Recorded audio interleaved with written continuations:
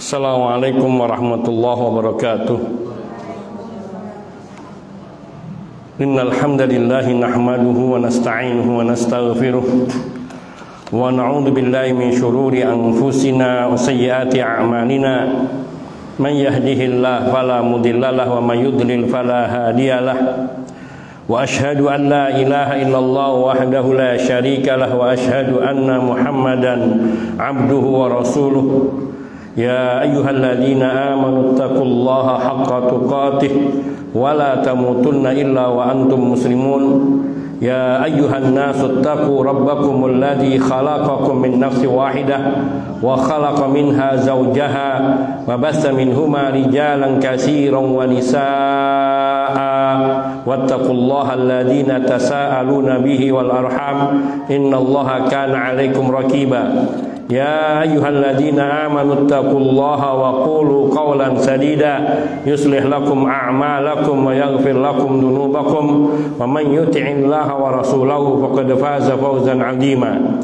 Amma ba'du, fa inna asdaqal kalami kalamullahi subhanahu wa ta'ala wa khairal huda huda Muhammadin sallallahu alaihi wa alihi wasallam wa syarral umuri muhdatsatuha fa inna kulla muhdatsatin bid'ah wa kulla bid'atin dhalalah wa kulla dhalalatin finnar.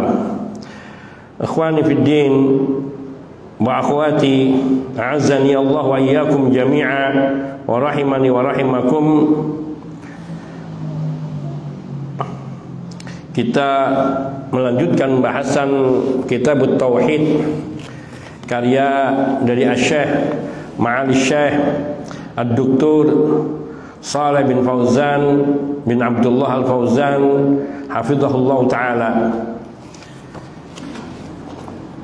Ini kitab tauhid ringkes yang dari beliau. Kita masuk kepada pasal keempat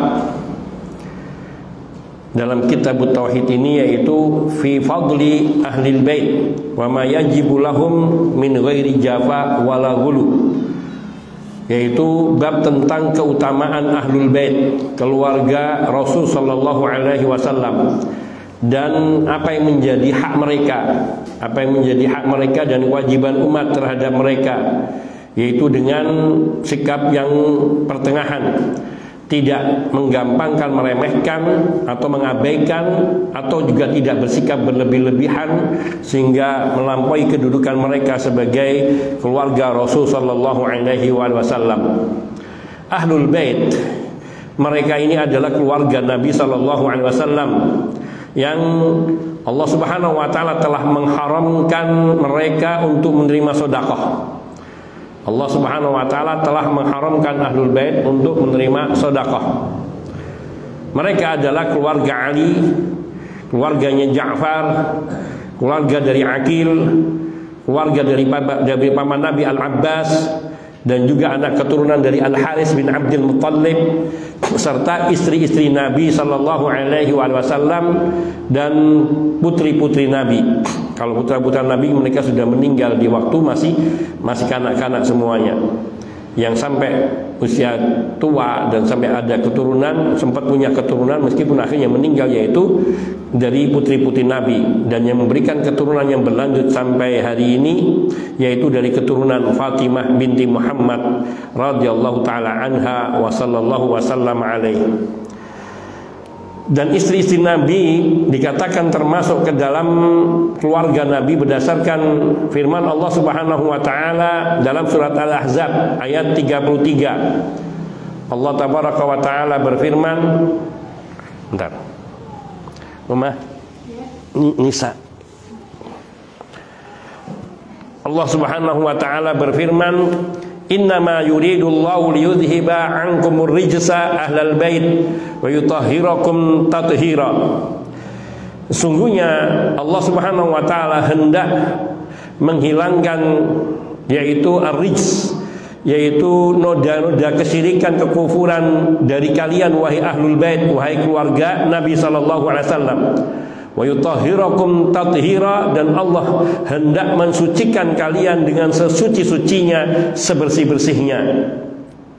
Berkata Imam Ibnu Katsir rahimahullahu taala, "Tsumma alladhi la yashukku fihi man tadabbara al-Qur'an anna nisa'an Nabi sallallahu alaihi wasallam dakhilatun fi qawlihi innama yuridullah liyudhhiba 'ankumur rijsa ahlal baiti wa yutahhirakum tathira. Imam Ibnu Katsir rahimahullah mengatakan, kemudian yang orang mau mentadabburi Al-Qur'an tidak akan merasa sedikit pun ragu bahwa istri-istri Nabi Shallallahu Alaihi Wasallam mereka ini termasuk ke dalam firman Allah Subhanahu Wa Taala surat Al-Ahzab ayat 33 ini, yaitu firman Allah, innama yuridullah liyudhiba ankumur rijsa. Allah hendak menghilangkan dari kalian yaitu kekufuran, kesyirikan, ahlul bait, wahai keluarga Nabi, wahai ahlul bait Rasul Sallallahu Alaihi Wasallam, wa yutahhirakum, dan Allah ingin mensucikan kalian, tathira, dengan sesuci-sucinya, sebersih-bersihnya dari segala bentuk kesyirikan. Mereka ini yakni termasuk di dalamnya adalah yang dikatakan ahlul bait di sini adalah para istri Nabi termasuk di dalamnya. Karena di sini dikatakan oleh Ibnu Katsir rahimahullahu taala, fa inna siyaqal kalami ma'ahunna, karena konteks pembicaraan itu melibatkan istri-istri Nabi sallallahu alaihi wasallam wa radhiyallahu taala anhunna jami'an. Dan ini terlihat dari firman Allah Subhanahu wa taala pada ayat berikutnya, ayat Al-Ahzab 34. Allah tabaraka wa taala berfirman, "Wadhkurna." Allah menggunakan kata wadhkurna, perintah kepada kaum wanita, yaitu istri-istri Nabi. "Wadhkurna ma yutla fi buyutikunna min ayatillahi wal hikmah." Dan ingatlah kalian wahai istri-istri Nabi, yaitu ayat-ayat Allah dan hikmah yang turun di rumah kalian. Ayat-ayat Allah dan hikmah-hikmah, yaitu sunnah-sunnah Nabi yang turun di rumah-rumah kalian. Yakni di sini maknanya wa'lamna, ketahuilah oleh kalian wahai para istri, bima yunzilullahu tabaraka wa ta'ala ala rasulih sallallahu alaihi wasallam fi buyutikunna minal kitabi was sunnah.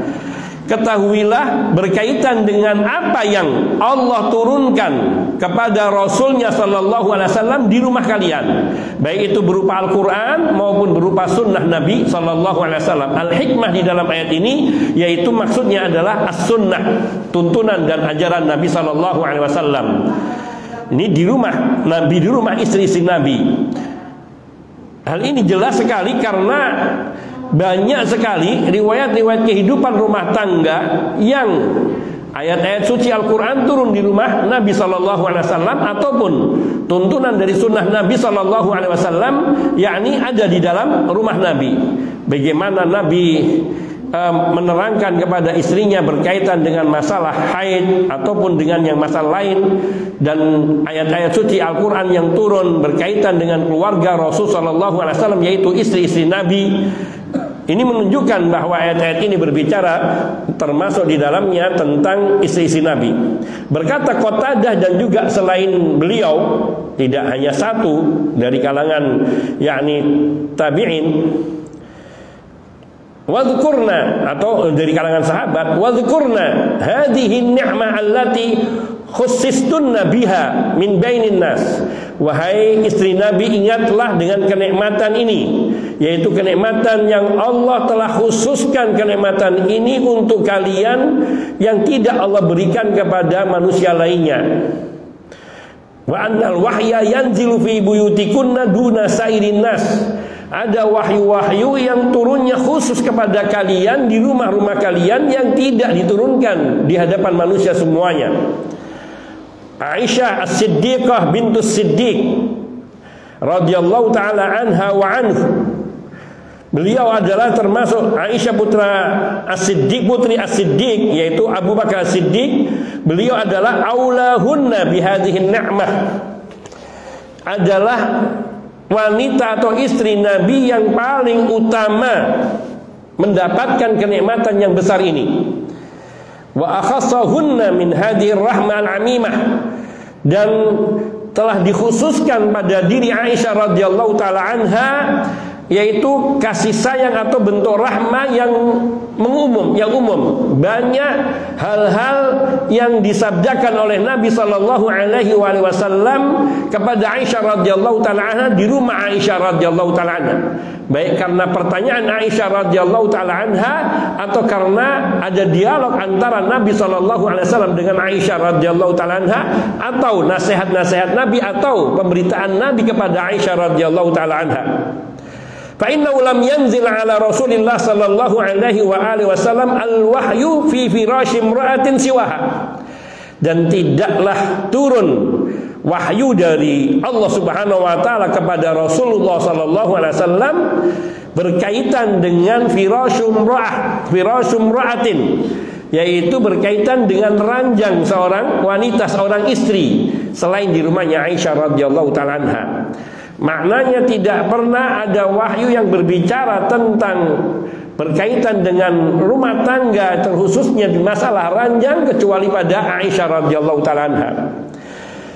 Sebagaimana hal ini dinaskan oleh Nabi sallallahu alaihi wasallam, dan juga telah berkata para ulama atau sebagian ulama, keutamaan diberikan yang lebih kepada Aisyah radhiyallahu taala anha di antaranya li'annahu lam yatazawwaj bikran siwaha, bahwa Nabi sallallahu alaihi wasallam tidak menikahi seorang wanita perawan selain Aisyah.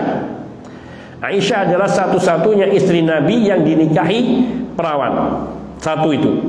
Walam yanam ma'aha rajulun fi firashiha siwahu, dan tidak ada seorang lelaki pun yang pernah tidur dengan Aisyah radhiyallahu taala anha. Sedangkan istri-istri Nabi yang lainnya telah ada suami-suami mereka sebelum Nabi yang pernah tidur bersama para istri ini.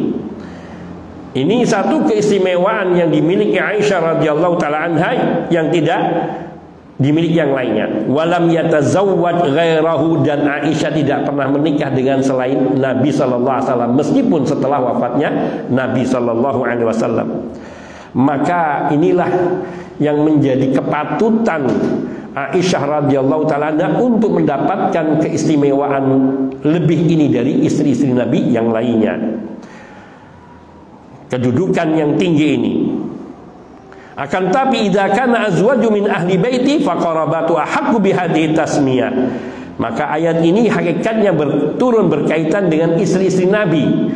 Maka bila istri Nabi ini yang di dalam ayat ini menunjukkan bahwa mereka lah yang dimaksudkan dengan ahlul bait dan mereka adalah istri-istri Nabi, maka kerabat Nabi yang lainnya seperti putri-putri beliau, seperti juga yang tersebut, yakni putra-putra beliau dan cucu beliau, mereka termasuk yang lebih patut untuk juga dimaksudkan dengan ayat ini.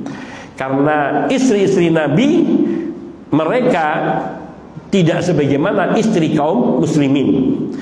Istri kaum muslimin apabila telah bercerai ataupun bercerai ataupun ditinggal mati, maka dia boleh menikah dengan lelaki lain setelah habis masa iddah. Adapun istri Nabi, bahkan yang dicerai, dalam satu riwayat sebutkan yang dicerai oleh Nabi pun dia tidak boleh menikah lagi dengan seorang laki pun manapun.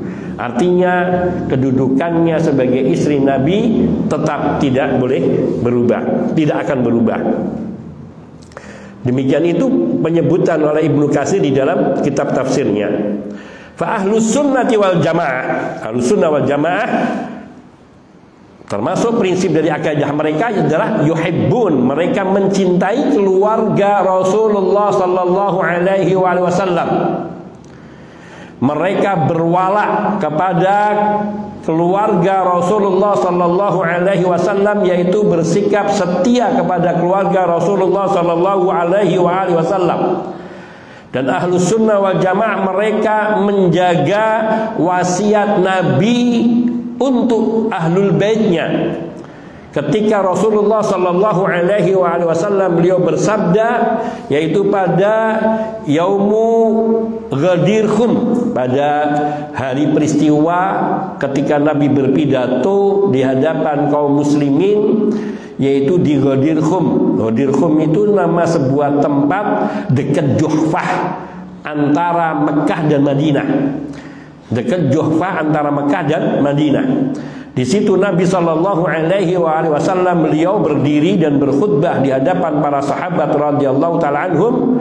Yang beliau di situ mengatakan bahwa beliau taraktu fikum, aku telah meninggalkan kepada kalian dua perkara yang kalian bila berpegang teguh dengan dua perkara ini kalian tidak akan tersesat, yaitu kitabullah Al-Qur'anul Karim, dan yang kedua adalah itrati atau ahlu baiti, yaitu keluargaku, anak keturunan Nabi dan keluarga Nabi Sallallahu Alaihi Wasallam, yang pengertiannya menurut ahlu sunnah wal jamaah termasuk di dalamnya adalah istri-istri Rasulullah Sallallahu Alaihi Wasallam. Berbeda dengan pengertian kaum Rafidah yang mereka mengkategorikan keluarga Nabi di sini hanya anak keturunan Ali saja, bahkan sebagian mereka menetapkannya hanya anak keturunan dari jalurnya Husain saja.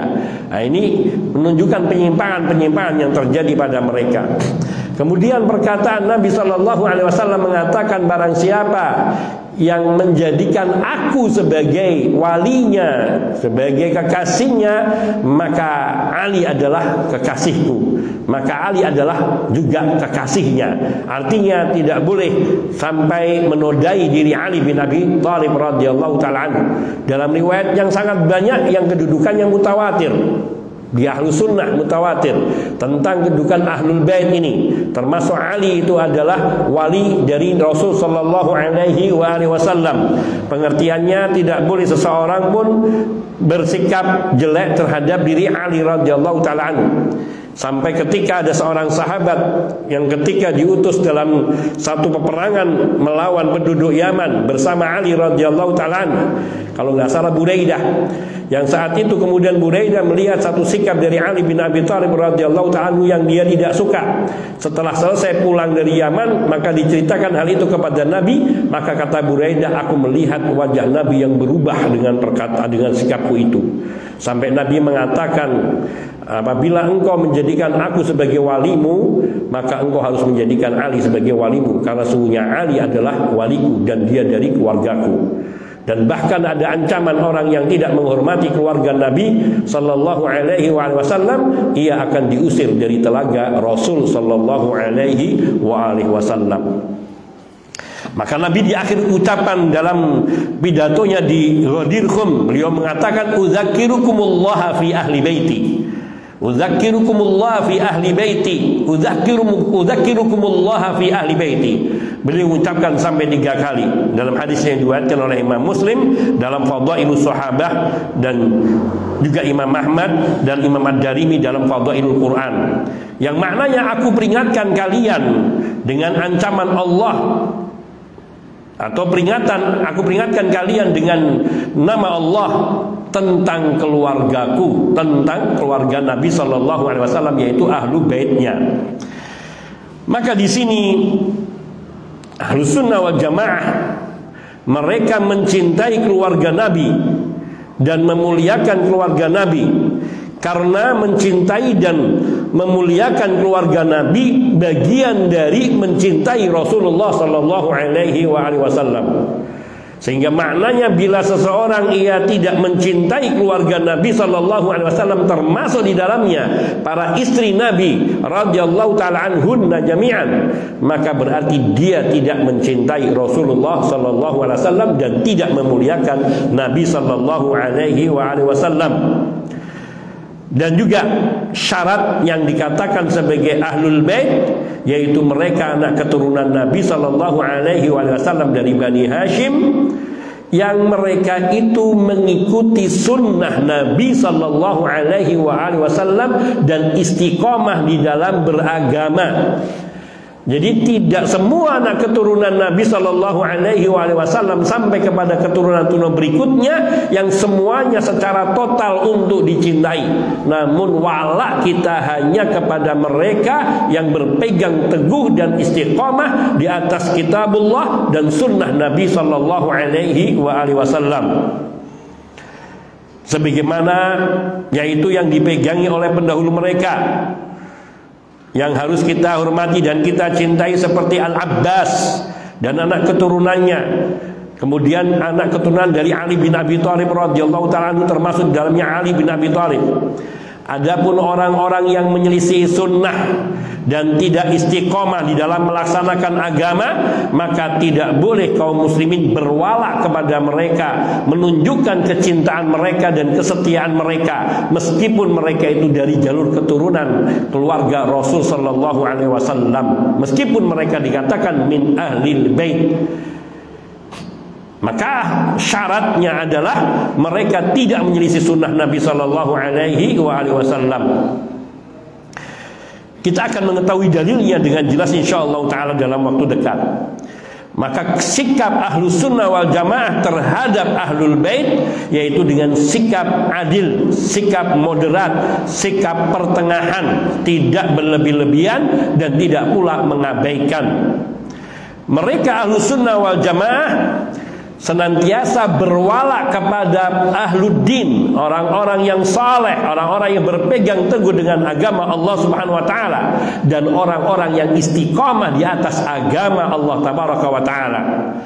Dan mereka ahlussunnah wal jamaah berbarok, berlepas diri dan tidak terlibat di dalamnya kepada siapa saja yang menyelisih sunnah Nabi sallallahu alaihi wasallam dan siapa saja yang menyimpang dari agama Rasulullah Muhammad sallallahu alaihi wasallam, meskipun mereka itu dari ahlul bait, wa in kanu min ahlil bait. Karena sungguhnya kedudukannya termasuk dari ahlul bait atau keluarga kerabat Rasul sallallahu alaihi wasallam tidak akan memberikan manfaat bagi dirinya sedikit pun kecuali bila dia istiqamah di atas agama Allah dan mengikuti tuntunan sunnah Nabi sallallahu alaihi wasallam. Saya ulangi, ahlus sunnah wal jamaah berbaroah, berlepas diri dari setiap orang-orang yang menyelisih sunnah Nabi, yang menyimpang dari tuntunan agama Nabi SAW, meskipun ia atau mereka termasuk dari ahlul bait. Karena sungguhnya kedudukan ahlul bait saja, ataupun karena dia dari kerabat Rasul sallallahu alaihi wasallam saja, tidak akan memberikan manfaat sedikit pun derajat ini kecuali bila dia istiqamah di atas agama Allah Azza wa Jalla. Dalil-dalilnya, perhatikan apa yang diriwayatkan oleh Abu Hurairah radhiyallahu taala anhu. Beliau berkata, qama Rasulullah sallallahu alaihi wasallam hina unzila alaihi, yakni surat Asy-Syu'ara ayat 214, surat Asy-Syu'ara ayat 214, yaitu ketika turun firman Allah, Rasul sallallahu alaihi wasallam beliau berdiri, yaitu firman Allah, wa anzir ashiratakal aqrabin, dan peringatkanlah kaum kerabatmu yang terdekat. Maka Nabi sallallahu alaihi wasallam menyebut satu persatu dari nama-nama keluarga Nabi. Ya ma'syara Quraisy, atau kalimat yang semisalnya, ya ma'syara Quraisy, wahai halayak Quraisy, wahai anak keturunan Quraisy, ishtaru anfusakum la ughni ankum minallahi syai'an. Belilah diri kalian sendiri, aku sedikit pun tidak akan bisa memberikan manfaat kepada kalian di hadapan Allah. Maksudnya belilah diri kalian sendiri, yaitu tebuslah neraka kalian dengan amal kalian, dengan iman kalian kepada Allah Subhanahu wa taala dan Rasulnya. Sesungguhnya kedudukan kalian dekat denganku sedikit pun tidak akan memberikan manfaat kepada kalian. Itu makna dari ucapan Nabi. Kemudian Nabi menyebutkan, ya Abbas bin Abdul Muttalib, la ughni anka minallahi syai'an. Wahai paman Abbas bin Abdul Muttalib, sungguh aku sedikit pun tidak akan bisa memberikan manfaat bagimu di hadapan Allah Azza wa Jalla. Beliau memanggil lagi, ya Safiyah ta'ammata Rasulillah sallallahu alaihi wasallam, la ughni anki minallahi syai'an. Wahai Safiyah, bibi Rasulullah sallallahu alaihi wasallam, aku tidak bisa memberikan manfaat sedikit pun bagimu di hadapan Allah Azza wa Jalla. Wa ya Fatimah binta Muhammadin sallallahu alaihi wasallam, salini min mali ma syi'ti la ugni anki minallahi syai'an. Wahai Fatimah putri Muhammad sallallahu alaihi wasallam, mintalah engkau apa saja dariku dari hartaku. karena aku tidak akan bermanfaat bagimu sedikit pun di hadapan Allah Azza wa Jalla. Hadis ini diriwayatkan oleh Imam Al-Bukhari. Hadis ini menerangkan dengan jelas sekali bahwa siapapun dari kerabat Rasul sallallahu alaihi wasallam, baik dia paman Nabi maupun dia bibi Nabi, apabila mereka tidak mentaati Rasulullah sallallahu alaihi wasallam, tidak mentaati Allah dalam perkara agama, bahkan putri-putri Nabi sekalipun, untuk urusan dunia kata Nabi, mintalah kau dari hartaku apa yang kau sukai, tapi aku tidak bisa menjagamu, tidak bisa menyelamatkanmu di hadapan Allah. La ugni anki minallahi syai'an. Padahal Fatimah radhiyallahu taala anha adalah sebaik-baik putri yang dicintai oleh Rasul sallallahu alaihi wasallam, dan putri Nabi satu-satunya yang hidup setelah wafatnya Nabi sallallahu alaihi wasallam, meskipun hanya beberapa bulan sesudahnya. Namun mereka yang begitu dekat kedudukannya dengan Rasulullah sallallahu alaihi wasallam, orang-orang yang Nabi cintai, Nabi sedikit pun tidak bisa memberikan manfaat. Maknanya bila mereka yang keluarga Nabi saja telah Nabi nyatakan, tegaskan tidak akan dapat kedudukan Nabi tidak akan dapat memberikan manfaat bagi mereka karena hubungan nasab dan keturunan ini, maka apalagi yang sesudahnya yang terlahir dari anak keturunan mereka, bila tidak berpegang teguh dengan tuntunan dan sunnah Nabi sallallahu alaihi wasallam. Bahkan layaknya bagi keluarga Rasulullah sallallahu alaihi wasallam, keturunan-keturunannya yang mereka benar-benar mengakui dan komitmen dengan kedudukan itu, maka dia akan lebih besar cintanya kepada Rasul sallallahu alaihi wasallam daripada umatnya yang lain. Dan dalam bentuk apa kecintaan mereka kepada Nabi sallallahu alaihi wasallam? Dengan ittiba kepada beliau. Karena sungguhnya yang bisa menghantarkan seseorang untuk bersatu bersama Nabi di yaumul qiyamah, yaitu dengan mengikuti Rasulullah sallallahu alaihi wasallam. Hadis lain yang diriwayatkan oleh Imam Muslim, Imam Tirmidzi, Ibnu Majah, Imam Ahmad dan Ad-Darimi. Dan hadis ini lebih tegas lagi dalam potongan hadis yang pendek. Di hadis yang panjang di potongan akhirnya, man batta'a bihi amaluhu lam yusri' bihi nasabuhu. Barang siapa yang ia berlambat-lambat di dalam beramal, barang siapa yang ia berlambat-lambat di dalam beramal, artinya dia tidak mentaati Allah, tidak mentaati Rasul sallallahu alaihi wasallam, tidak menjalankan syariat dengan sebaik-baiknya, lam yusri' bihi nasabu, maka nasabnya, meskipun ia nasabnya kepada Nabi, tidak akan bisa menghantarkannya kepada derajat kemuliaan dan keimanan. Ahlussunnah wal Jamaah berbaroah dari jalannya kaum Rawafid, kaum Rafidah, yang mereka berlebih-lebihan terhadap sebagian Ahlul Bait. Dikatakan berlebih-lebihan terhadap sebagian Ahlul Bait karena yaitu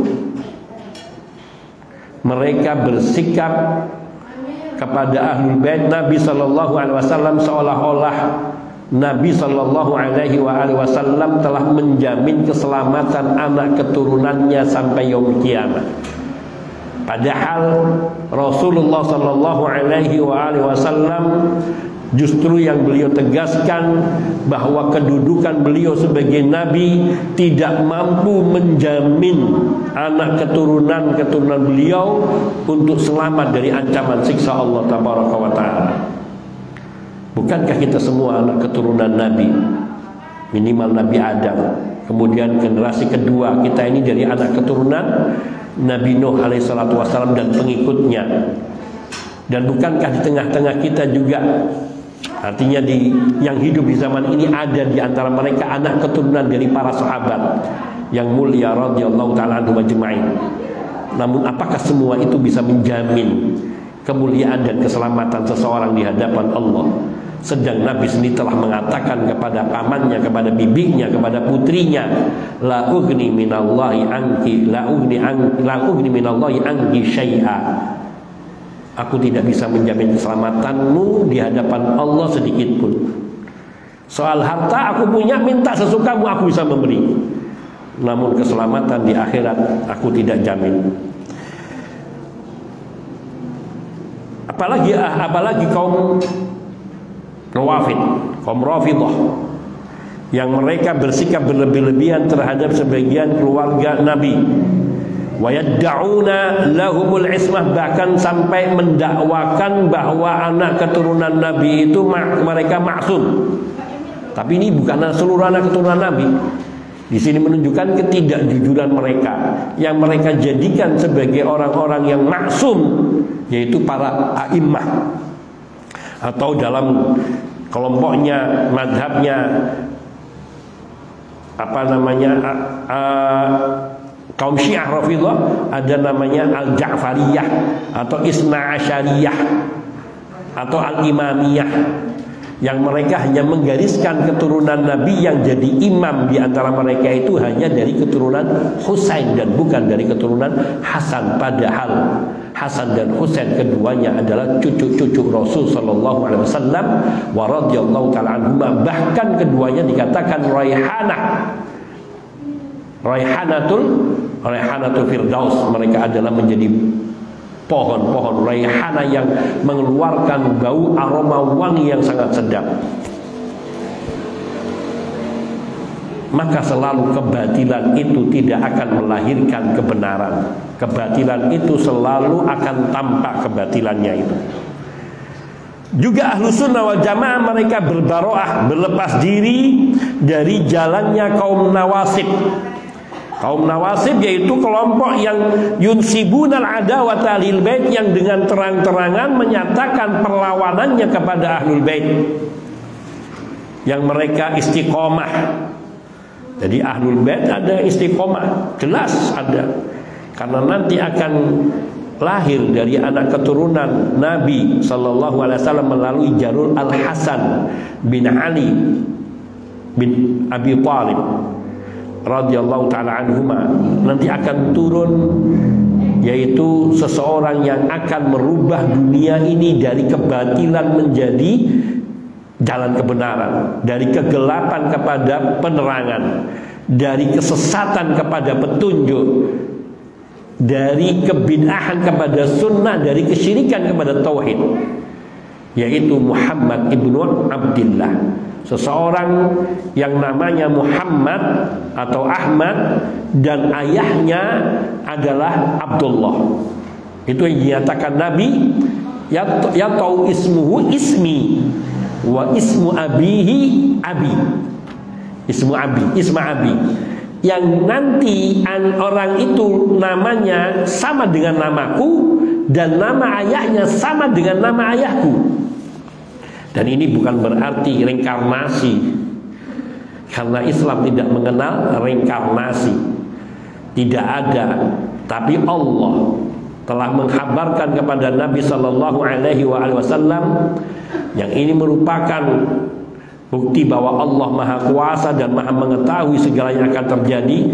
Dan Nabi SAW tidak mengetahui perkara gaib kecuali apa yang diberitakan oleh Allah kepada Nabi. Dan Nabi pun telah menyampaikan kepada kita.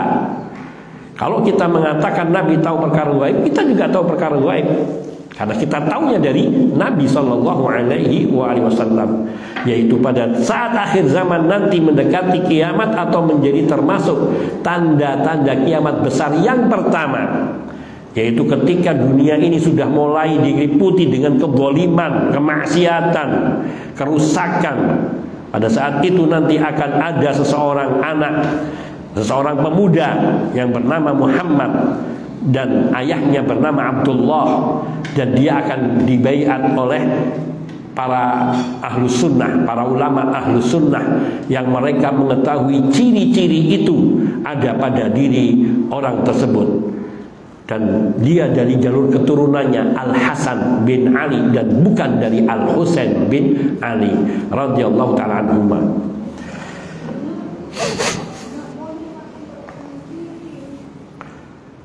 Ahlus Sunnah wal Jamaah mencela orang-orang yang memusuhi keluarga Nabi Sallallahu Alaihi Wasallam.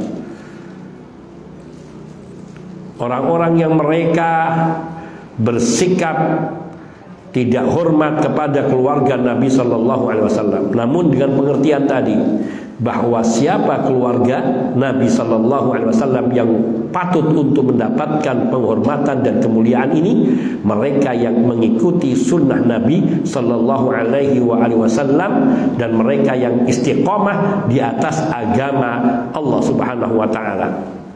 Dan ahlu sunnah wal jamaah mereka juga berbaroah, berlepas diri dari cara-cara bid'ah ataupun jalan yang ditempuh oleh kaum ahlu bid'ah dan kaum ahli khurafat, yang mereka bertawassul dengan keluarga Nabi dan menjadikan keluarga Nabi sampai-sampai dipertuhankan seperti Allah, na'udzubillah min dzalik.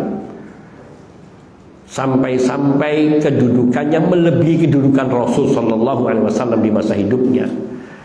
Anak keturunan Nabi yang kemudian diangkat-angkat derajatnya sampai melampaui kedudukan Rasulullah Sallallahu Alaihi Wasallam yang manusia paling mulia di seluruh alam jagat raya ini.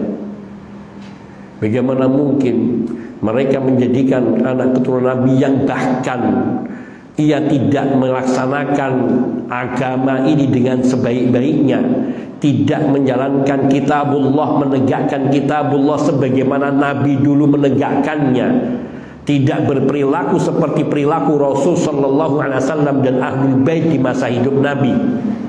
Kemudian ia ditempatkan, didudukkan sampai pada kedudukan kemaksuman, melebihi dari kemaksuman yang dimiliki oleh Rasul Sallallahu Alaihi Wasallam, bahkan sampai disifati dengan sebagian sifat-sifat uluhiyah, sifat-sifat rububiyah, sehingga sampai dipertuhankan dan sampai dimintai di dalam perkara-perkara yang tidak mungkin dia mampu memberikannya. Ketika orang-orang tidak punya anak, dia datang kepada anak keturunan Nabi, lalu meyakini bahwa dia dapat memberi anak keturunan dengan wasilah-wasilah tertentu.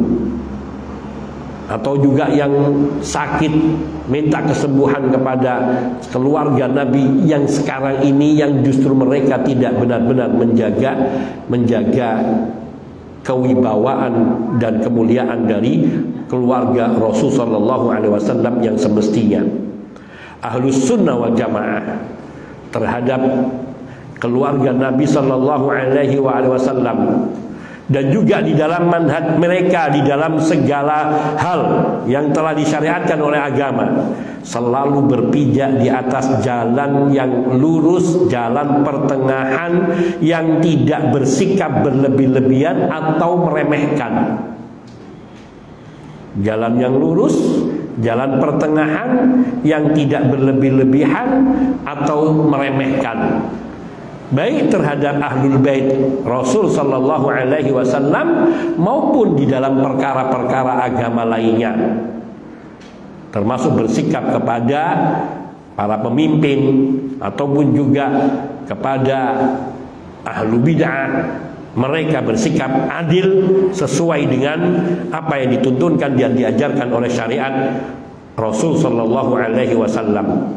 Mereka Ahlussunnah wal Jamaah memuliakan keluarga Nabi dan menghormati keluarga Nabi dengan tidak memandang sebelah mata, yaitu meremehkan, dan tidak pula berlebih-lebihan. Hak-hak mereka Ahlul Bait Rasul Sallallahu Alaihi Wasallam tetap dijaga, dan Ahlul Bait Nabi yang istiqomah pun mereka mengingkari sikap berlebih-lebihannya umat manusia kepada diri mereka. Ahlul Bait yang istiqomah di atas agama tidak akan ridha dan tidak akan tinggal diam, bahkan mereka akan mengingkari setiap orang yang bersikap berlebih-lebihan terhadap diri mereka. Maka Ahlussunnah wal Jamaah dan juga keluarga Rasul Sallallahu Alaihi Wasallam yang mereka masih istiqomah di atas tuntunan dan syariat Nabi Sallallahu Alaihi Wasallam, mereka istiqomah di atas agama ini, mereka berlepas diri dari orang-orang yang menjunjung-junjung dan menyanjung-nyanjung diri mereka melebihi dari kemestiannya. Karena mereka mengetahui apa yang pernah diwasiatkan Rasul Sallallahu Alaihi Wasallam kepada para sahabatnya. La tutruni kama atratin nasara Isa bin Maryam, fa innama ana abdun faqulu abdullah wa rasuluh. Kata Nabi Sallallahu Alaihi Wasallam, janganlah kalian menyanjung-nyanjungku dengan berlebih-lebihan, memuji-mujiku dengan berlebih-lebihan, seperti orang-orang Nasara yang mereka berlebih-lebihan di dalam menyanjung dan memuji-muji putra Maryam, yaitu Nabi Isa putra Maryam alaihi salam. Aku ini hanyalah seorang hamba, kata Allah, kata Rasulullah sallallahu alaihi wasallam. Aku ini hanya seorang hamba. Innama ana abdun. Aku hanya seorang hamba, yakni manusia biasa. Innama ana basyarum mithlukum. Aku manusia biasa seperti kalian juga. Kelebihan beliau, kelebihan beliau, yakni beliau menerima wahyu dari Allah Subhanahu wa taala. Innama yuha ilayya. Aku diberi wahyu oleh Allah, itu saja. Dan terutama wahyu itu adalah wahyu yang juga diterima nabi-nabi dan rasul-rasul sebelum Nabi Muhammad sallallahu alaihi wasallam. Maka Ahlul Bait, mereka tahu Nabi sendiri tidak ingin orang menyanjung-nyanjung beliau, melebihi kedudukan beliau sebagai hamba Allah wa Rasulullah dan utusan Allah. Innama ana abdun faqulu abdullah wa rasuluh. Panggil aku Abdullah, panggil aku Rasulullah. Panggilan kepada Nabi ya Rasulullah itu bukan panggilan pengkultusan, bukan, namun ini panggilan sebagai kemuliaan yang Allah berikan kepada Nabi sebagai tugas beliau, yaitu pembawa wahyu Allah Subhanahu wa taala, Rasul, utusan. Maka kemuliaan itu tidak bisa sampai meninggikan derajat Nabi melebihi dari ketetapan Allah. Maka Nabi Sallallahu Alaihi Wasallam juga melarang kita umatnya, la tunazziluni fauqa manzilatil lati anzalani Allah. Jangan kalian mendudukkanku pada posisi melebihi dari posisi yang Allah berikan kepadaku. Beliau hanya utusan Allah Subhanahu wa taala, maka apalagi anak keturunan Rasul sallallahu alaihi wasallam lebih patut diperlakukan yang semestinya sebagaimana yang dituntunkan oleh Rasul SAW. Kita jaga kehormatan mereka, kita memuliakan mereka, keluarga Nabi sallallahu alaihi wasallam yang menjaga sunnah Nabi, yang membela sunnah Nabi, yang istiqomah di dalam beragama, yang menjalankannya sesuai dengan apa yang dituntunkan dan diajarkan oleh Allah Subhanahu wa taala. Maka mereka yang berhak untuk mendapatkan wala dari kaum muslimin, penghormatan, penghargaan dan penjagaan ataupun ismah, yaitu taukir, yaitu penghormatan, ihtiram dan ikram dari kaum muslimin kepada Ahlul Bait Rasul sallallahu alaihi wasallam. Ahlus sunnah wal jamaah, mereka juga berlepas dari kaum gulat, orang-orang yang bersikap berlebih-lebihan di dalam beragama, termasuk bersikap berlebih-lebihan terhadap keluarga Rasul sallallahu alaihi wasallam. Amirul Mukminin Ali bin Abi Thalib radhiyallahu ta'ala anhu, yang beliau salah satu dari keluarga Rasulullah sallallahu alaihi wasallam, salah satu dari anggota Ahlul Bait Nabi sallallahu alaihi wasallam. Ketika beliau menjadi khalifah, beliau membakar orang-orang yang bersikap berlebih-lebihan terhadap diri beliau, yaitu kelompoknya Abdullah bin Saba laknatullah alaih, atau dikenal dengan Sabaiyah, sampai dibakar dengan api. Abdullah ibn Abbas radhiyallahu ta'ala anhuma menyetujui sikap Ali membunuh kaum Khawarij ini, termasuk kelompoknya Abdullah bin Saba. namun beliau memandang bahwa cukup membunuhnya dengan pedang dan bukan dengan membakarnya. Ini khilaf di antara para sahabat, terutama Abdullah bin Abbas sendiri juga termasuk dari Ahlul Bait. Karena memang ada riwayat Nabi SAW melarang kita untuk membakar makhluk dalam menghukumnya. Tapi itu bersisihan. Tapi ijtihad Ali. Ada yang mengatakan Ali melakukan demikian itu karena sudah saking kelewatnya mereka. Sampai bulan ini gimana? Mereka menjadikan Ali bin Abi Thalib radhiyallahu taala anhu itu seperti Tuhan. Bukan saja sebagai nabi, tapi diyakini adalah Ali bin Abi Thalib itu titisan Tuhan. Wal'iyadu billah wa na'udzubillah min dzalik. Maka Ali bin Abi Thalib membuat kubangan besar dan memerintahkan dibuat pembakaran, kemudian mereka dilemparkan ke dalamnya.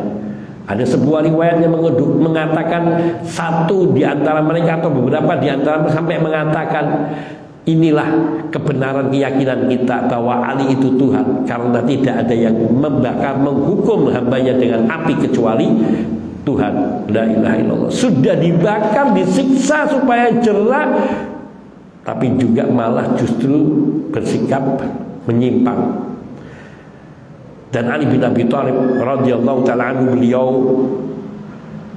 memerintahkan kaum muslimin untuk, yakni pimpinan dari orang-orang yang bersikap berlebih-lebihan ini, yaitu Abdullah bin Sabah, pemimpin dari kaum Khawarij dan kaum Rafidhah atau Khawarij pada saat itu, atau Syiah yang bersikap berlebih-lebihan terhadap diri Ali radhiyallahu anhu.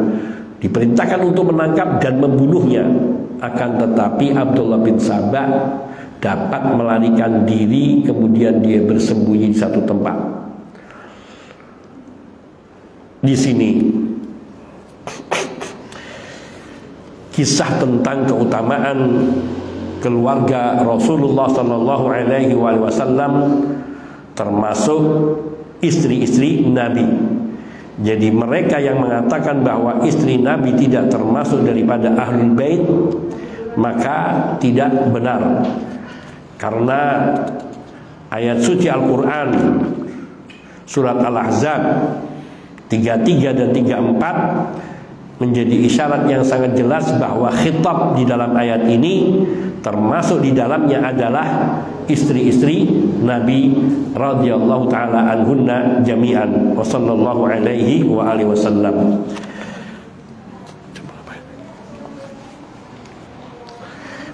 Baik, barangkali ada pertanyaan. Alhamdulillah. Tidak boleh menerima sedekah itu termasuk yang sampai sekarang atau yang cukup sampai keluarga? Yang tidak boleh menerima sedekah seluruh dari Ahlul Bait keturunan Rasul sallallahu alaihi wasallam, yaitu dari anak keturunan Bani Hashim. Bani Hashim itu anak keturunan dari Abdul Muttalib yang mereka beriman. Sampai sekarang mereka dilarang menerima zakat dan sedekah, tapi dibolehkan menerima hadiah. Nah, di sini kadang banyak yang tidak konsekuen. Maka hendaknya juga orang-orang yang mereka mengetahui itu keluarga Nabi jangan memberi sedekah, tapi berilah dengan hadiah. Bukan nggak boleh menerima, nggak boleh memberi, tidak, tetap memberinya, tapi dengan memberi hadiah. Kenapa? Untuk memuliakan mereka. Karena Ahlul Bait Rasul sallallahu alaihi wasallam mereka diberi kemuliaan dari satu sisi. Namun kemuliaan ini tidak diperuntukkan bagi semuanya. Seperti yang disabdakan oleh Nabi sallallahu alaihi wasallam. Bahkan Nabi Ibrahim ketika beliau meminta, ketika Allah hendak memuliakan, yakni orang-orang yang mengikuti jejak Nabi Ibrahim minta dari anak keturunan, min dzurriyyati. Ya Allah, tolong termasuk dari anak keturunanku. Dan Allah Subhanahu wa taala mengabulkan, tapi dengan persyaratan, yaitu min dzurriyyati. Qala, Allah berfirman, la yanalu ahdiyadz zalimin. Maknanya, ya, anak keturunan, tapi orang-orang yang zalim dari anak keturunanmu dia tidak akan memperoleh petunjukku. Tidak ada menoleh kemuliaan yang Allah berikan kepada Nabi Ibrahim. Dan yang mendapatkan kemuliaan dari keturunan Nabi Ibrahim, yaitu dari anak keturunan Nabi Ishak dan anak keturunan Nabi Ismail, yaitu Nabi Muhammad SAW, dan anak keturunan beliau, dan dari keluarga Nabi ataupun keluarga Bani Hashim, yaitu keluarga Abdul Muttalib, dan juga keluarga satu lagi yang mereka ini dari keluarga Nabi SAW, termasuk Ali bin Abi Thalib, pamannya Nabi Abu Thalib, dan juga Al-Abbas, Al-Aqil dari keluarganya Ja'far, dan semuanya anak keturunan mereka. Mereka semua termasuk ke dalam makna kategori Ahlul Bait Rasul Sallallahu Alaihi Wasallam, dan tidak boleh menerima zakat maupun sedekah. Namun mereka diberi dengan yang lebih mulia, yaitu hadiah. Jadi jangan berprasangka, wah kasihan dong. Nah, mereka dimuliakan oleh Allah dengan boleh menerimanya adalah hadiah. Sedangkan sedekah ini adalah sesuatu yang sedikit ada nilai rendah dibandingkan dengan hadiah. Seperti misalnya kita ada orang datang kepada kita, ya akhi, ini ada hadiah untuk antum. Rasanya gimana? Masya Allah, hadiah. Tapi kalau datang, ini ada sedekah untuk antum, alhamdulillah. Tapi sedikit ada rasa yang lain ketika menyatakan sedekah itu. Tapi memang dibolehkan sedekah yang mutlak, tetapi bahwa pemberian hadiah itu lebih terhormat. Dan itu dikhususkan yang boleh menerima. Artinya yang tidak boleh menerima sedekah tapi dibolehkan menerima hadiah adalah ahlu bait Rasul sallallahu alaihi wasallam. Wallahu taala alam. Ada yang lainnya?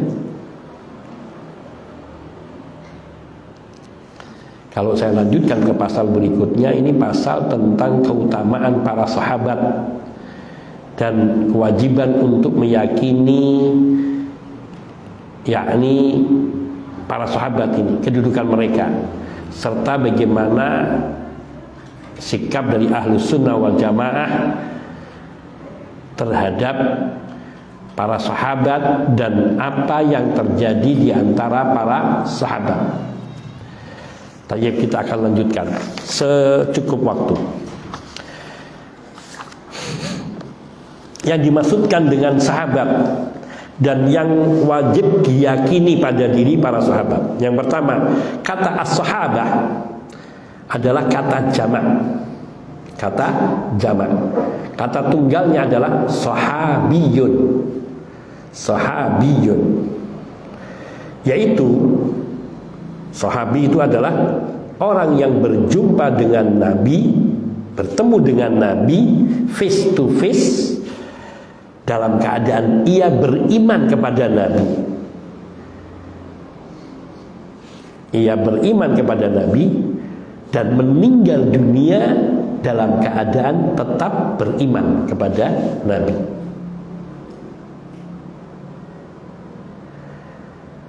Ini sahabat semua. Dan mereka adalah seutama-utama generasi. Mereka adalah seutama-utama generasi.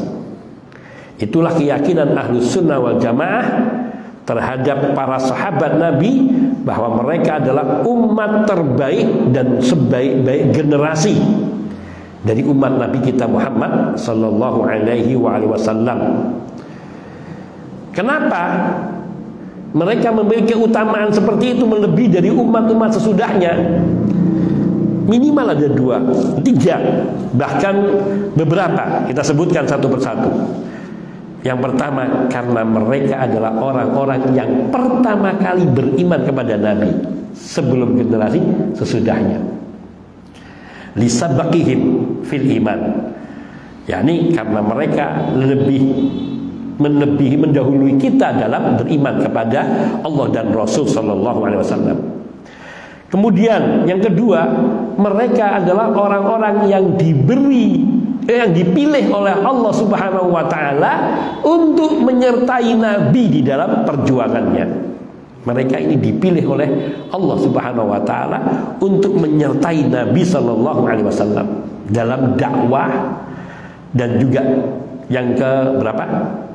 Ketiga, mereka adalah orang-orang yang ikut berjihad bersama Rasul sallallahu alaihi wasallam. Mereka yang ikut berjihad bersama Rasulullah sallallahu alaihi wasallam. Yang keempat, mereka adalah orang-orang yang mengemban syariat agama ini yang kemudian disampaikan kepada generasi berikutnya. Tugas mulia ini, karena tanpa para sahabat maka syariat Nabi berhenti. Sampainya syariat Nabi kepada kita terutama dari para sahabat. Dan ini prinsip. Sebab apa? Kenapa orang-orang Syiah mereka berkeyakinan bahwa para sahabat Nabi setelah wafatnya Nabi sallallahu alaihi wasallam dianggap murtad semua kecuali keluarga Nabi? Karena mereka ingin menghancurkan sendi-sendi agama sampai ke akar-akarnya. Ketika itu diyakini maka selesai semua syariat agama ini, habis. Artinya mereka membuat agama dengan agama akal mereka, hawa nafsu mereka, tidak ada halangan. Karena setiap riwayat disampaikan qala Rasul, siapa bilang qala Rasulullah? Abu Hurairah sudah murtad. Naudzubillah.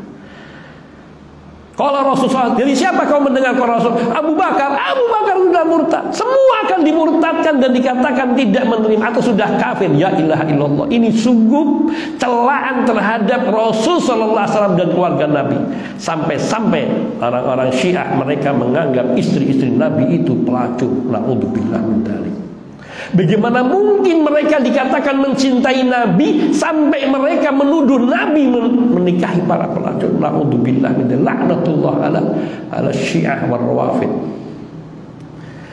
Mereka tidak sadar bahwa mereka telah melukai hati Nabi dan melukai keluarga Rasul sallallahu alaihi wasallam dengan tuduhan-tuduhan serupa itu.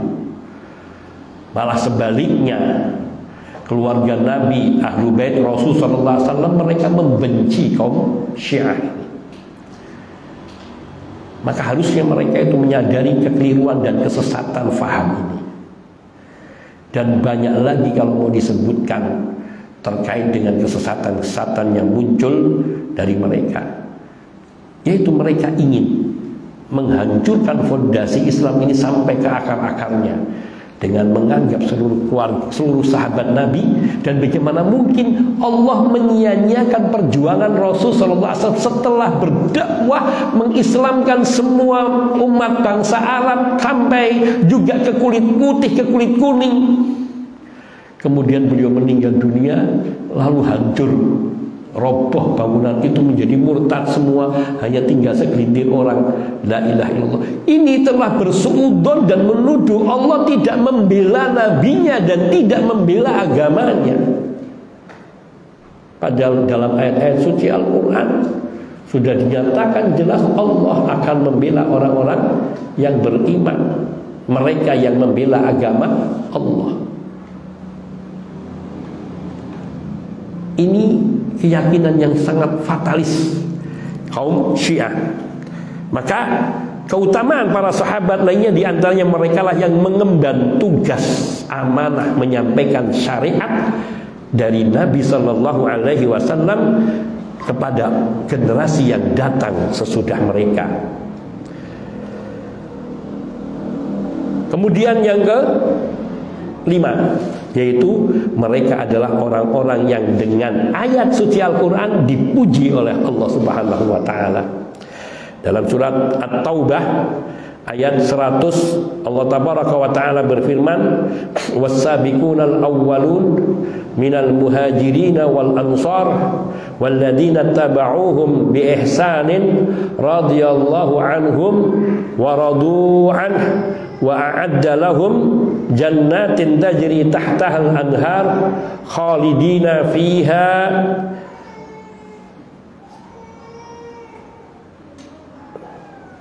abada. Dzalikal fawzul azim. Was-sabiqunal awwalun. As-sabiqunal awwalun yaitu orang-orang yang telah beriman lebih dahulu dari kita semua. Al-awwalun yang generasi pertama dari umat ini. minal muhajirin, dari kalangan kaum muhajirin, wal ansor, dan juga dari kalangan kaum ansor.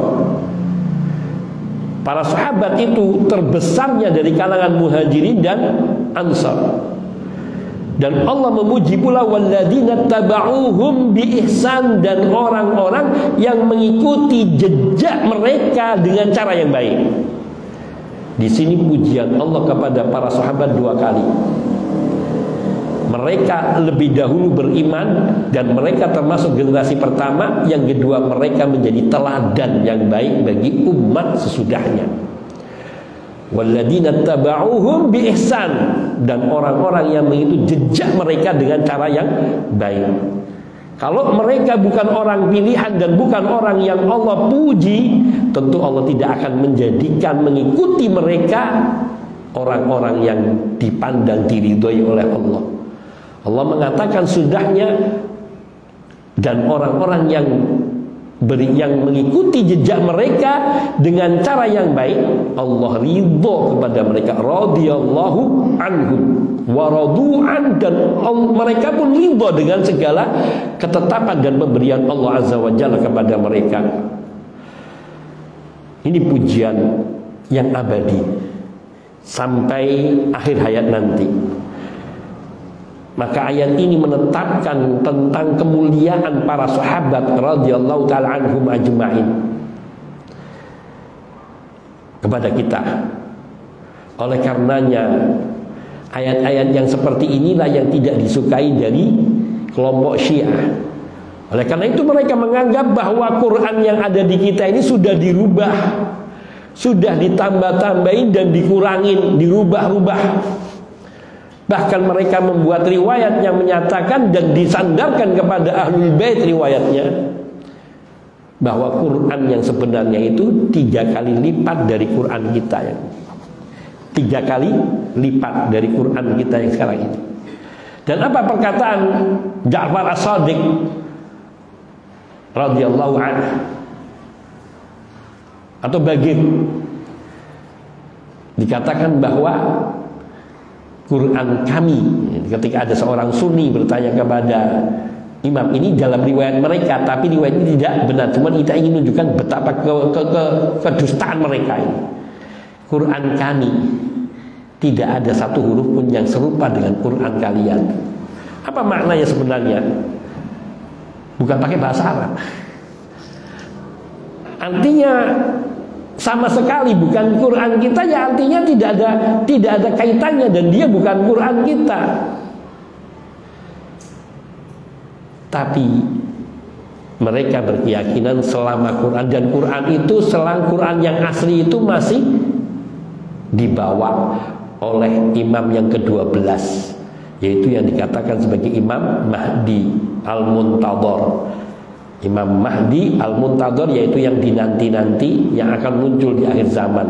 Itu menurut versi Syiah dari keturunan Husain dan itu Muhammad bin Askar kalau tidak salah, yang nanti itu akan muncul dari satu gua, yang dia ketika umur 7 tahun apa 6 tahun hilang, tapi masih dalam ghaibah sughra, yaitu kehilangan dalam alam gaib yang masih kecil, yang suatu sore masih suka memberikan wahyu-wahyu kepada orang yang datang ke depan goanya. Jadi mereka setiap sore datang ke sana, nunggu sampai keluarnya kapan. Sampai ketika usia 17 atau berapa, dikabarkan ia sudah sampai kepada ghaibah kubra, sehingga tidak lagi pernah muncul. Dan Qur'annya di tangan dia, di tangan beliau ini. Sehingga selama hidup ini, dari zaman itu sampai sekarang, sampai nanti datangnya beliau lagi ini, umat mereka tidak memiliki pedoman. Semua syariatnya ya pakai akal. Kenapa? Karena Qur'annya sedang dibawa pergi. Lalu apa faedah dan fungsi diturunkannya wahyu kepada umat manusia kalau seandainya itu kemudian hilang lenyap?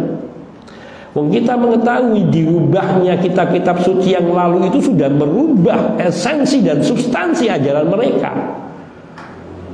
Bagaimana kalau itu lenyap sama sekali dan tidak ada, sisanya hanya muncul nanti di akhir zaman? Dunia ini akan penuh dengan kekacauan karena hukum syariat yang dimunculkan tidak ada sumber dari wahyu.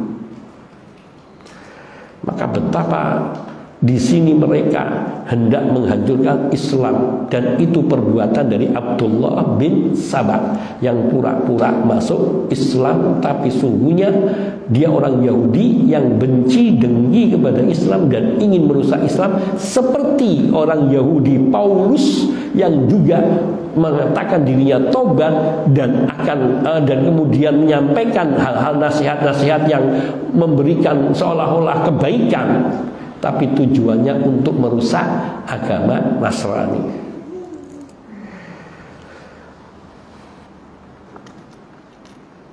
Waradu'an, Allah ridha kepada mereka dan mereka pun ridha kepada Allah.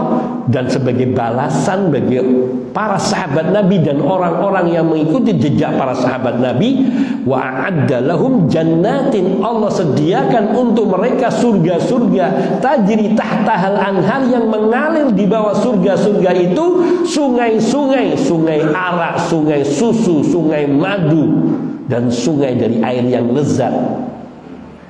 Tajri tahtal anhar khalidina fiha abadan, mereka akan kekal di dalam surga itu selama-lamanya.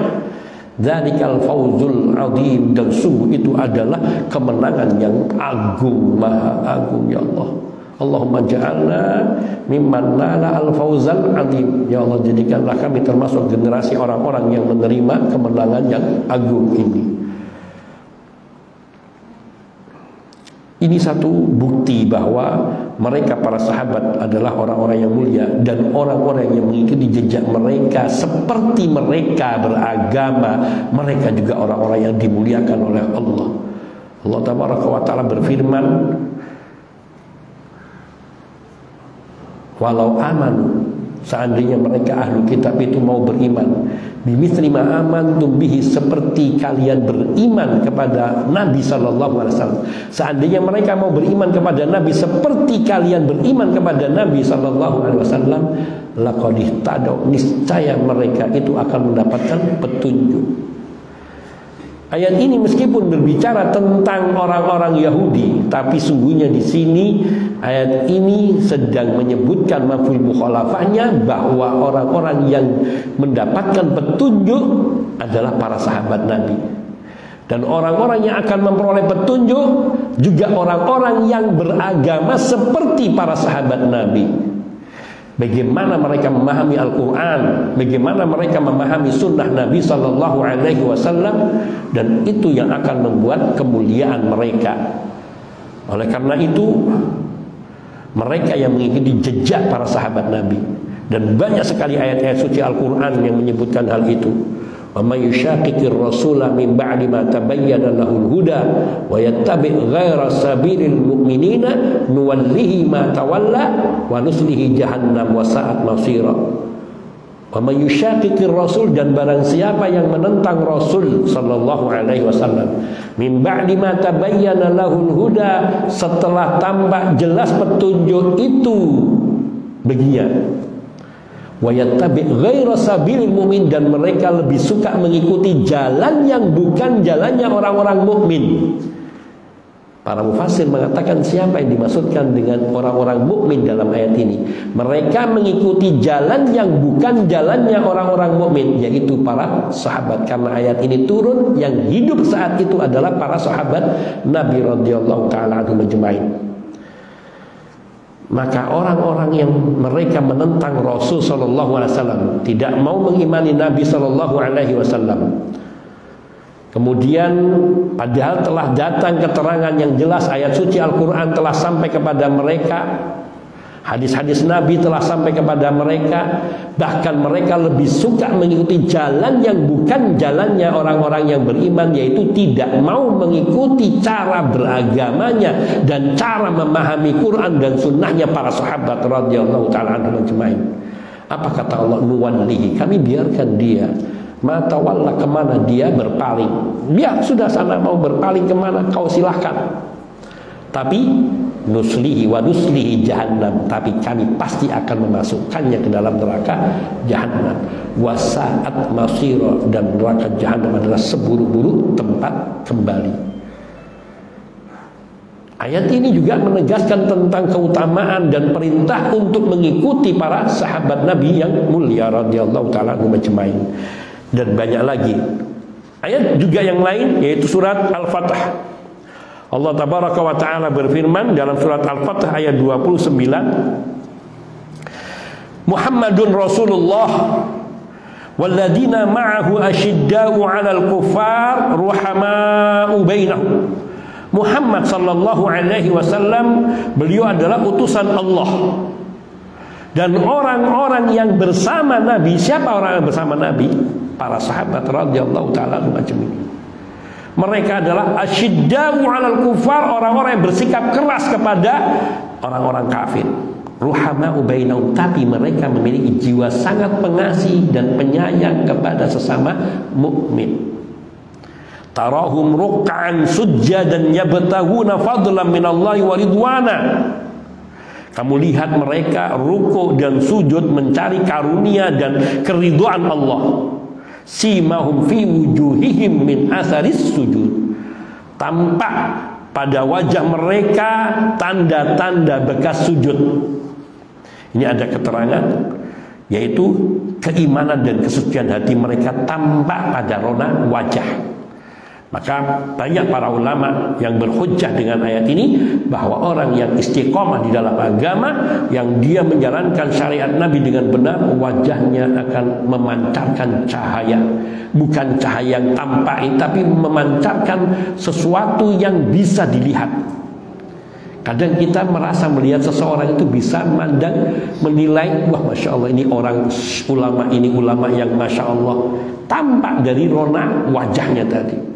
Simahum fi wujuhihim min athari sujud, yaitu tampak pada wajah mereka, yaitu bekas dari sujudnya. Dzalika mathaluhum fit Taurat, demikianlah sifat-sifat mereka yang disebutkan di dalam kitab Taurat wal Injil dan di dalam kitab Injil. Kazar'in akhraja syat'ahu fa'azarahu fastaghladha fastawa ala suqih yu'jibu az-zurra'a liyaghidha bihimul kuffar. Mereka ini diibaratkan seperti benih tanaman yang mengeluarkan tunasnya, lalu tunas itu semakin kuat kemudian menjadi besar dan tegak lurus di atas batangnya. Tanaman itu menyenangkan hati para penanamnya. Yu'jibuz zurra liyaghidha bihimul kuffar, karena Allah hendak membuat jengkel hati orang-orang kafir dengan kekuatan orang-orang mukmin yang mereka berpegang teguh dengan ajaran Nabi. Wa'adallahu alladhina amanu wa 'amilus solihati minhum maghfiratan wa ajran 'azima.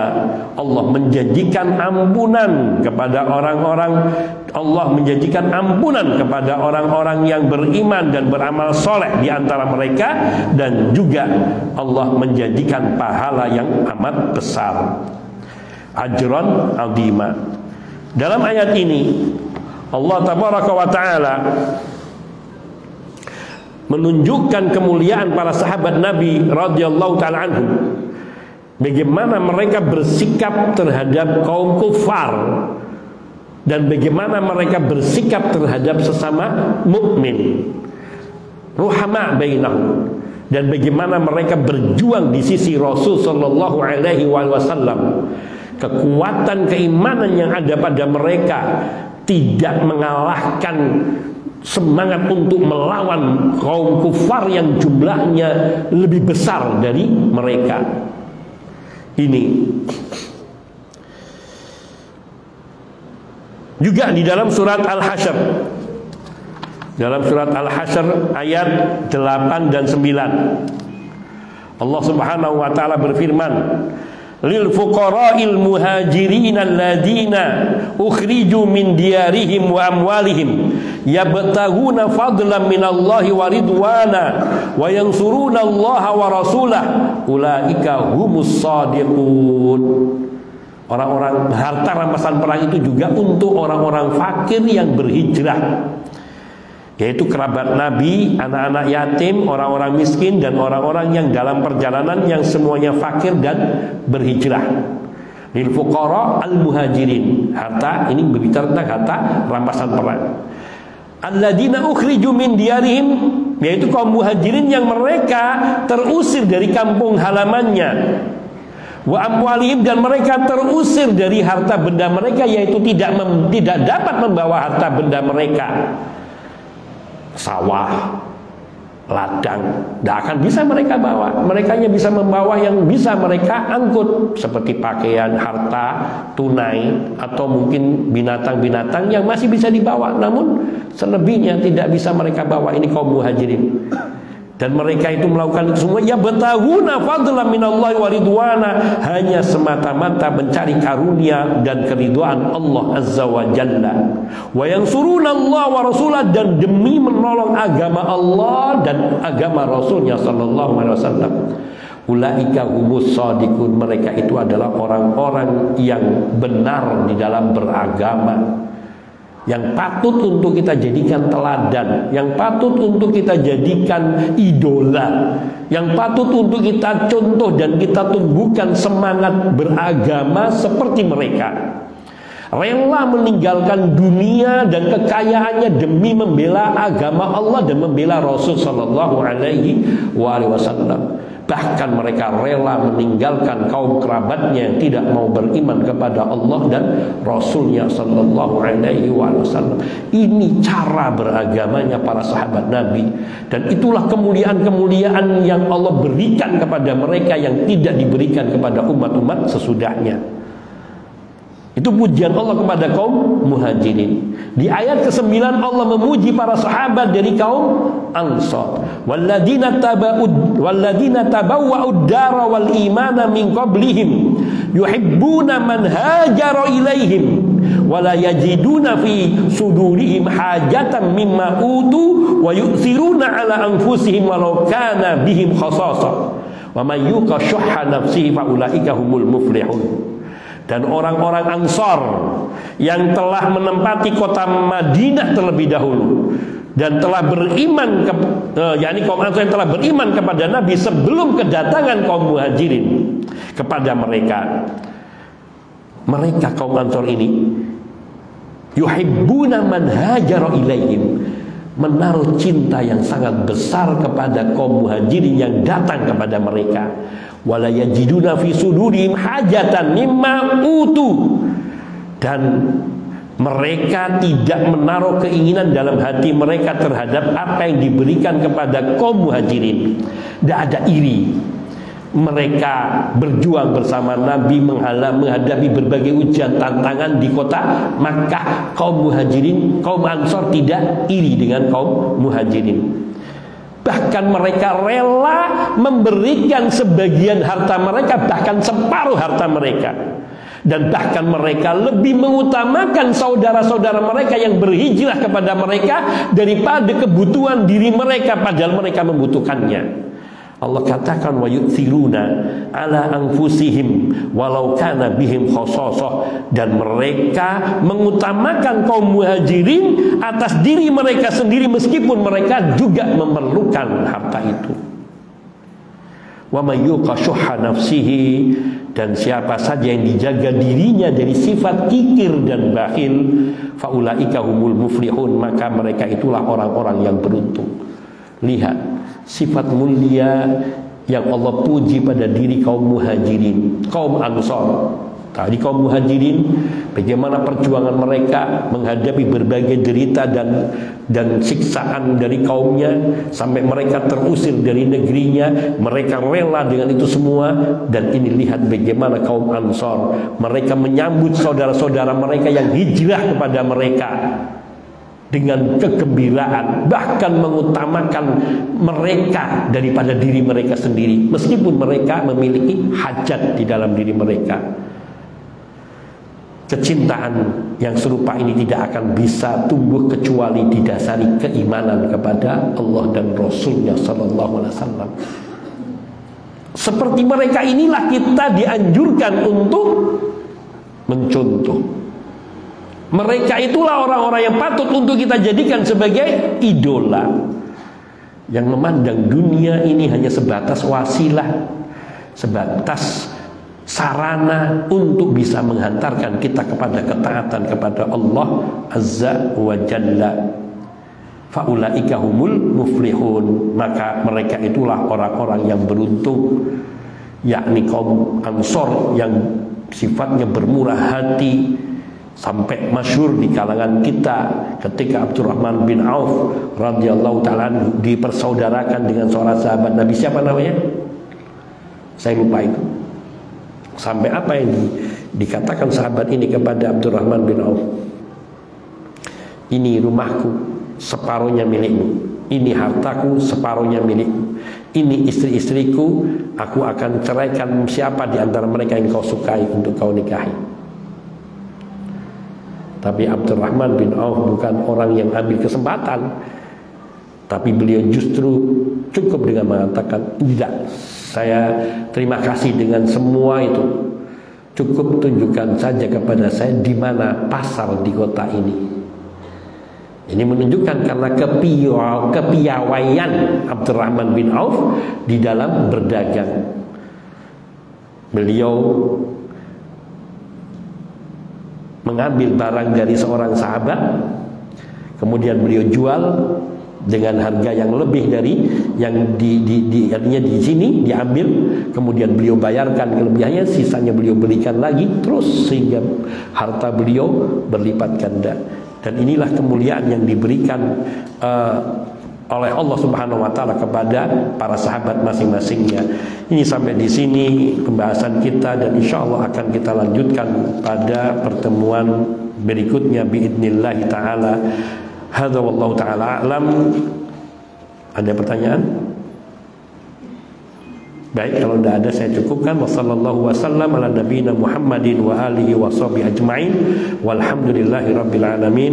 Subhanakallahumma bihamdika asyhadu an la ilaha illa anta astaghfiruka wa atubu ilaik. Assalamualaikum warahmatullahi wabarakatuh.